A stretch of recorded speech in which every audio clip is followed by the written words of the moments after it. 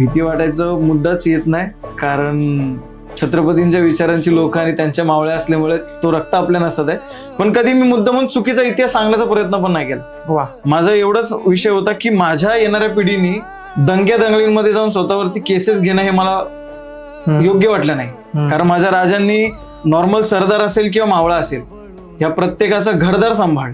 पण आजकालचे नेते साहेब दादा हे आपला नेता कोण येत नाही मुलावर केसेस झाल्यानंतर. त्यांची मुलं बाहेरगावी शिकतात, मोठमोठ्या कंपनीत मोठमोठ्या पोस्टवरती असतात, आणि आमची मुलं काय करतायत, आमची मुलं चालली आहेत दादासाहेबांचा झेंडा घेऊन त्यांच्या साईडून नळायला.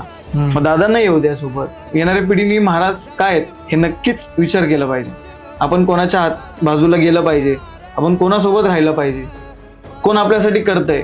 खरं आपला साहेब दादा गुरुजी हे छत्रपती शिवाजी महाराज. त्यांच्या व्यतिरिक्त माझ्यासाठी कोणीही नेता मोठा नाही, कोणीही साहेब मोठा नाही, कोणी दादा मोठा नाही. सर्वस्व म्हणजे छत्रपती शिवाजी महाराज. त्यांना डोळ्यासमोर ठेवलं आणि ती ओढ निर्माण झाली.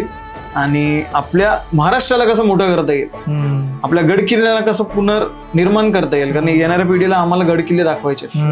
महाराष्ट्र बिन गड किल्ल्याचा आम्हाला दाखवायचं नाहीये. जे गड किल्ले ढासळत आहेत ते आपल्याला पुनर्निर्माण केलं पाहिजे.